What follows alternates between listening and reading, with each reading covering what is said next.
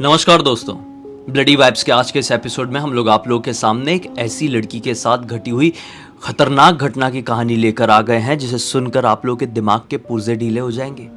अकेलेपन की वजह से इस लड़की की ज़िंदगी में एक ऐसा कोहराम आ गया जो आप ज़िंदगी में कभी इमेजिन भी नहीं कर सकते।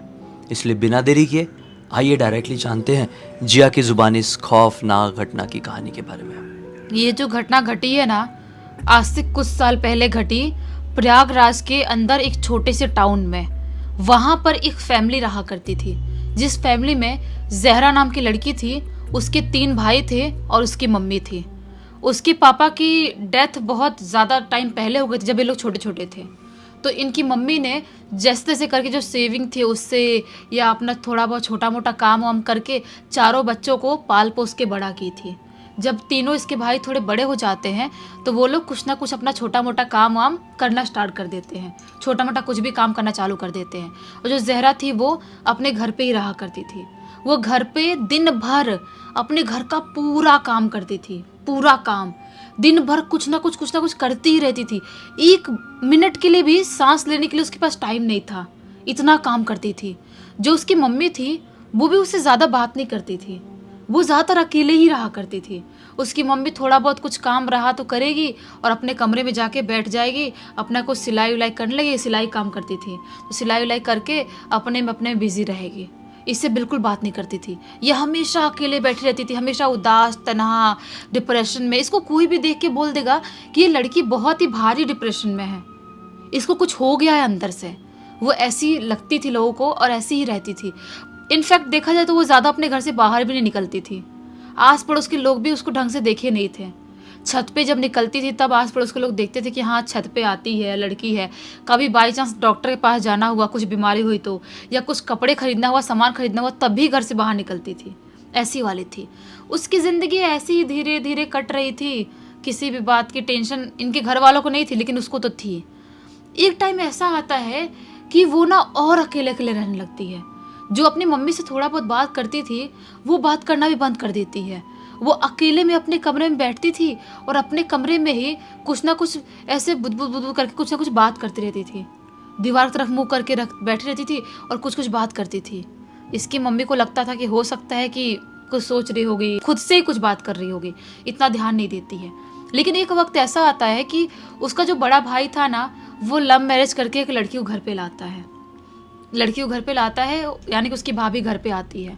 उसकी भाभी घर पे आती है तो उसकी ज़िंदगी में और काम बढ़ जाता है। जो इतना काम करती थी घर पे, मर मर के पूरा सब काम अकेले संभालती थी, भाभी के आने के बाद भाभी का काम भी बढ़ गया। भाभी का भी खाना पीना, रखना, खिलाना, कपड़े धोना, सब कुछ भाभी का भी करना। भाभी कोई भी काम नहीं करती थी, ना वो अपने कपड़े तक धोलती थी, ना वो खुद का खाना निकाले खाती थी, ना खाना बनाती थी, कुछ भी नहीं करती थी। लेकिन भाई अब अपनी पत्नी से प्यार करता था, लव मैरिज करके लाया था, जैसा भी लाया था उसको। इन लोगों को ज़्यादा नहीं बोल पाते थे ये लोग, क्योंकि भाई कमाता था, कमा रहा है तो घर भी तो चल रहा है ना, इसलिए ज़्यादा कुछ नहीं बोलते थे। तो इसका जो बड़बड़ाना, जो बात करना है ना, और ज़्यादा बढ़ जाता है, और ज़्यादा अकेले रहने लगती है। कहीं पर भी दीवार में देख के बड़बड़ाते हुए कुछ बात कर रही है। रात के टाइम में भी सोई हुई अपने बेड पे उठी या बेड पे बैठ के पता नहीं क्या क्या किससे किससे कुछ कुछ बोल रही है। रात भर उसके कमरे से कुछ ना कुछ आवाज़ आती रहती थी, बात करने की, बड़बड़ाने की, रात भर आवाज़ आ रही है। उसकी मम्मी को लगने लगा कि शायद मेरी बेटी अंदर अंदर घुट रही है।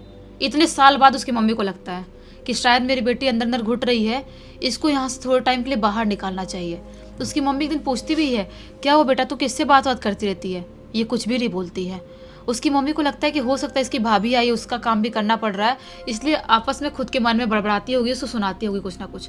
उसकी मम्मी बोलती है, काम कर, तू ना अपने मौसी के यहाँ चले जा, कुछ दिनों के लिए अपने मौसी के यहाँ चले जा और वहीं पर रहना, थोड़ा टाइम पास करना, थोड़ा घुलना मिलना अपने कज़न लोगों के साथ, और उसके बाद फिर हम लोग तेरे को ला देंगे। वैसे भी यहाँ पे तो बहुत काम वाम करती है, और चली जाएगी तो तेरी भाभी कुछ ना कुछ काम करना सीखेगी, नहीं तो ज़िंदगी भर कामचोर की कामचोर बनी रह जाएगी, कुछ नहीं करेगी ज़िंदगी भर। तो ये बोलती है ठीक है, सिर्फ मुंडे हिलाती है। इसकी मम्मी जो थी फ़ोन करती है अपनी बहन को और अपनी बहन के बेटे को बुला लेती है इसको ले जाने के लिए। बहन का बेटा आता है और इसको अपने घर लेके चले जाता है। अब ये अपने मौसी के घर गई, उसके बाद से ना इसके बिहेवियर में थोड़ा चेंज आ गया। ये लोगों से बातचीत करने लगी। अपने मौसी की लड़की से बात कर रही है, अपने मौसी के लड़कों से बात कर रही है, अपने मौसी से बात कर रही है, मौसा से बात कर रही है, काम वाम भी खुश होके कर रही है। सब लोगों को लगा इसकी जो मम्मी ने बताई थी वो गलत था। उसकी मम्मी को फ़ोन करके बोलती भी है कि यहाँ पर तो काफ़ी खुश नज़र आ रही है, कैसे तुम बोल रही थी डिप्रेशन में है वो, यहाँ पर उसको कोई तकलीफ नहीं है। उसकी मम्मी बोलती है ठीक है ना, तो कुछ दिन रखो वहीं पर उसको, यहाँ पर डिप्रेशन हो रहा था। एक दिन की बात है, अचानक से ये रात की आधी रात के टाइम में अपने बेड पे बैठी हुई थी और बेड पे बैठ के जोर से चिल्ला चिल्ला के इसे लड़ाई करने लगी। बाकी कज़न लोग और मौसी सब लोग भागते से कमरे में आए। देखते तो क्या पाते हैं कि दीवार की तरफ देख के चिल्ला चिल्ला के ऐसे आँख पूरा पलट ली है और चिल्ला चिल्ला के कुछ किसी से लड़ाई करे, कुछ कुछ बात कर रही है। उसकी मासी ऐसे हिलाती बोलती है क्या हुआ ज़हरा, ज़हरा क्या हुआ, तू ऐसे क्यों बिहेव कर रही है, क्या हो गया। कुछ नहीं बोलती है, ऐसे ऐसे छटपटाने लगती है, तड़पने लगती है और कुछ कुछ ऐसे बड़बड़ाने लगती है। उसके मुंह से आवाज़ बाहर नहीं निकल रही है, लेकिन कुछ कुछ बोल रही है। किसी को समझ में नहीं आता ये क्या है। उसके ऊपर पानी वानी मुंह पे लाकर छिड़क रहे हैं, फिर भी वो नॉर्मल नहीं हो रही है। अजीब सी हाइपर हो गई, पूरी बॉडी वॉडी अकड़ा ली है, अजीब सा मुंह टेढ़ा हो गया है और अजीब सी आँख पलट गई है। कुछ नहीं समझ पाए क्या हुआ है। बहुत घंटे तक ये लोग अपना जो भी मंत्र पढ़ना होता है मंत्र पढ़ते हैं और उसके बाद जल छिड़कते हैं और उसके ऊपर तो धीरे धीरे करके वो नॉर्मल होती है और नॉर्मल होकर बेहोश हो जाती है। इनको लगता है कि ठीक है अभी नॉर्मल है, बेहोश हो गई तो ठीक है, लेकिन जो हरकतें करी थी वो तो बंद हो गया कम से कम। ये लोग सुबह का इंतज़ार करते हैं, इनको समझ में नहीं आता है क्या हुआ। ये सुबह सुबह जब उठते हैं तो देखते हैं कि वो तो चुपचाप उठ के पौधों में पानी दे रही है। तो उसकी जो बहन थी मौसी की लड़की उसके पास जाती है और बोलती है क्या हुआ ज़हरा, तू ऐसा क्यों कर रही थी रात के टाइम में। ये कुछ नहीं बोलती है, बोलती क्या हुआ ज़हरा बता, तू बहुत अजीबोगरीब हरकत कर रही थी और जब से तू आई मैं देखती हूँ तू अपने कमरे में बैठ के किससे बात करती रहती है। हमसे बात करती है वो समझ में आता है, लेकिन कमरे में बैठ के तू किसी से बात करती रहती है, अजीबोगरीब हरकत करती है तू। ये कुछ नहीं बोलती है, ये सोचती है कि हो सकता है उसका कुछ पर्सनल होगा, डिप्रेशन में है, वो नहीं बताना चाहती है, छोड़ देते हैं। लेकिन इन्होंने इमेजिन भी नहीं किया था कि आगे क्या होने वाला है। क्या होता है अगली रात को अचानक से इसके कमरे से चीखने चिल्लाने की आवाज़ आने लगती है, जैसे किसी से बहुत ज़ोरों से लड़ाई कर रही है आधी रात के टाइम में। सब लोग भागते हुए जाते हैं तो देखते तो क्या पाते हैं कि पूरे घर का पूरा सामान तोड़ फोड़ मचा दी है। जो बेड है इतना भारी लकड़ी का बेड, उसको उठा के पटक के तोड़ दी है।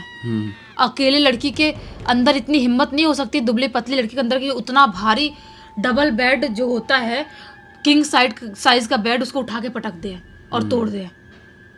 सब लोग शॉक्ड जाते हैं और वो अजीब से ऐसे कर रही है, चिल्ला रही है, आँख पलट ली है, अजीब हरकत कर रही है, पता नहीं क्या क्या गाली दे रही है, कौन सी लैंग्वेज में बात कर रही है, गंदी गंदी गाली दे रही है। समझ जाते हैं इसकी मौसी और इसके भाई बहन कि ये तो पोजेस हो गई है, कुछ तो इसके साथ हुआ है, हमको किसी बाबा या आलिम को बुलाना पड़ेगा।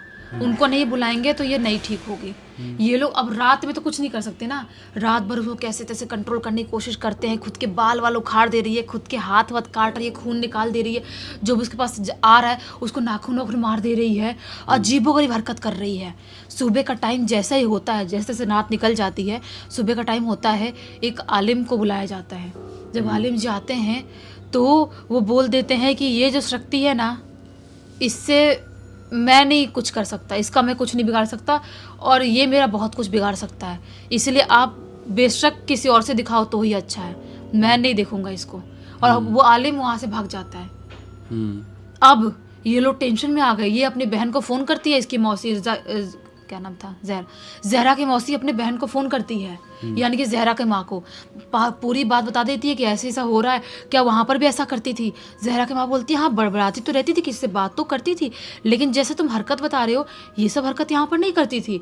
तो बोलती है ज़हरा की मौसी उसकी माँ को कि एक काम करो, तुम किसी आलिम वालिम से बात करो, वहाँ पर तुम्हारे यहाँ कोई फेमस हो तो, तुम्हारे यहाँ कोई जानकार हो तो। ये यहाँ पर हम लोग उसको संभाल नहीं पा रहे हैं, पहले सिर्फ रात में पोजेस हो रही थी, अभी पूरे दिन भी उसकी हरकत बहुत ख़राब लग रही है। तो इसकी माँ बोलती है हाँ ठीक है मैं जाती हूँ, मेरे पहचान में एक हैं जो बहुत जानकार हैं, बहुत बड़ी बड़ी शक्तियों के साथ वो किए हैं, डील किए हैं। तो ज़हरा की जो माँ है वो एक आलिम के पास जाती है, उसकी एक कपड़ा और फोटो लेके, क्योंकि उसने सुनी हुई थी आस पड़ोस के लोगों से कि वो कपड़ा और फोटो लेके और देख के ही वो भूत प्रेतों को झाड़ देते हैं, इंसान को आने की जरूरत भी नहीं पड़ती है।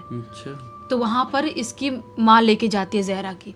तो वो आलिम जी देखते से ही बोल देते हैं कि मैं समझ रहा हूँ, कपड़ा उसकी फ़ोटो देखते से ही इसके ऊपर जो शक्ति है ना वो कोई नॉर्मल नहीं है, और कोई भी नॉर्मल फ़कीर बाबा तांत्रिक कोई भी उस शक्ति से छुटकारा नहीं दिला सकता तुमको।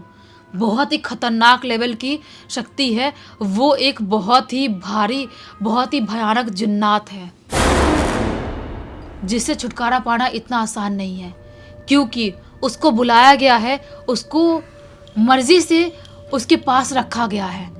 अगर उसकी मर्जी वहाँ पर नहीं होती, ज़बरदस्ती होता तो शायद भगाना पॉसिबल होता, लेकिन वो उस लड़की की मर्जी से उसके पास रह रहा है तो हटाना बहुत मुश्किल है। मैं कोशिश करता हूँ। मैं समझ गया, ये इफरीत जिन्न रहा होगा। हाँ, इफरीत का ऐसा ही होता है, वो इंसानों के पास, खासकर लड़कियों के पास उनके बुलावे पर आ सकते हैं, वो लड़कियों के साथ टाइम स्पेंड कर सकते हैं, रह सकते हैं, बिल्कुल वैसी दोस्ती बरकरार रख सकते हैं जैसे एक लड़की एक लड़के से रखती हो। हाँ तो बताओ फिर क्या हुआ इफरीत का? तो उसके बाद ये बहुत झाड़ फूक करने की कोशिश करते हैं, बहुत उसके कपड़े और फोटो को लेके वहाँ पर वो और ओवर हाइपर हो रही है, बहुत हरकतें उसकी ज़्यादा बिगड़ गई है। ये एक जल देते हैं, पवित्र जल, बोलते हैं ये लेके जल्दी जल्दी उसके पास जाओ और उसको ये पिलाओ, हो सके तो पिलाओ और उसको मेरे पास लाने की कोशिश करो, क्योंकि इतने दूर से उसको हटाना बहुत मुश्किल है। तो ये बोलती है ठीक है मैं जाती हूँ। ये अपने घर से उसके थोड़े बहुत चीज़ें लेके जो बताए थे आलिम जी ने, और वो जल लेके वहाँ पर अपनी बहन के यहाँ जाती है, ज़हीरा की माँ। वहाँ पर जाने के बाद उसको जल पिलाया जाता है, वो और ज़्यादा पागल हो जाती है, एकदम ही ज़्यादा हाइपर हो जाती है। कोई भी कुछ पूछ रहा है कुछ भी नहीं बता रही, एकदम पागल हो गई है। तो ये लोग परेशान हो जाते हैं, करे तो करे क्या।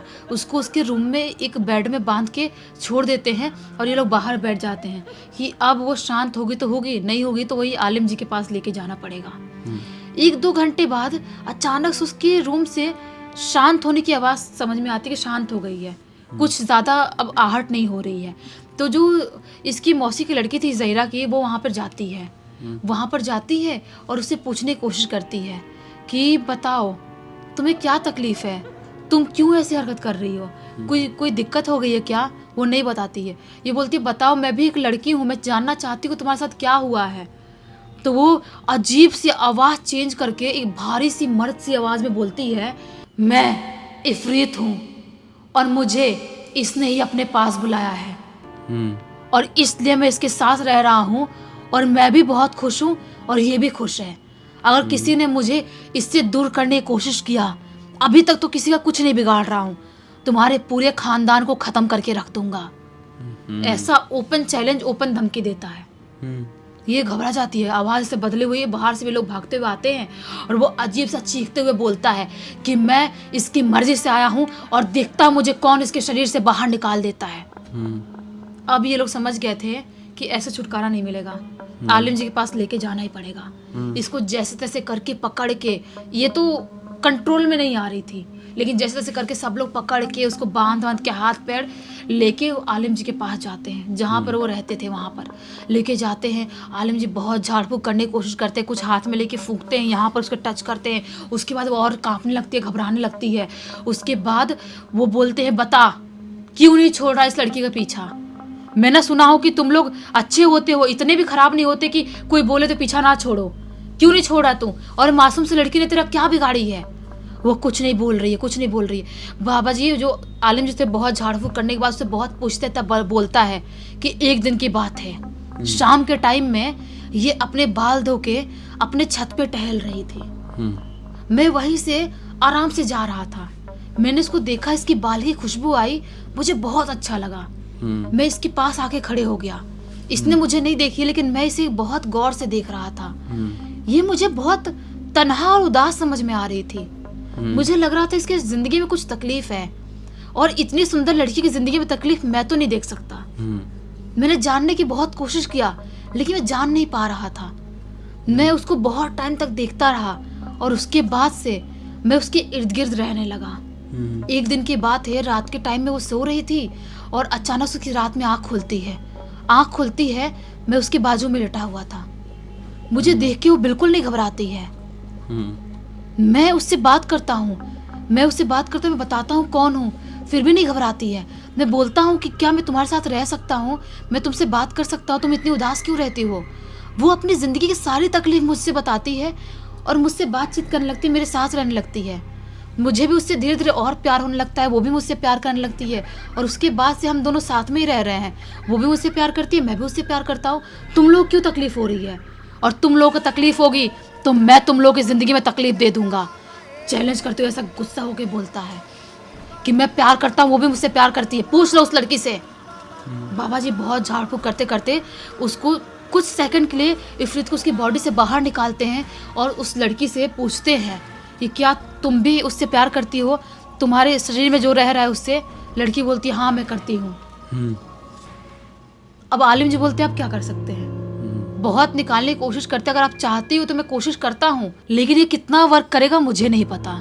आलिम जी बहुत झाड़ फूक करते हैं, बहुत घंटे तक उसको वहाँ पर लेटा के बहुत ज़्यादा ही जल छिड़कते हैं, पवित्र जल। बहुत कोशिश करते हैं, ताबीज़ बनाते हैं, उसके गले में पहना देते हैं और जैसे ताबीज़ गले में पहनाते हैं वो बेहोश जाती है।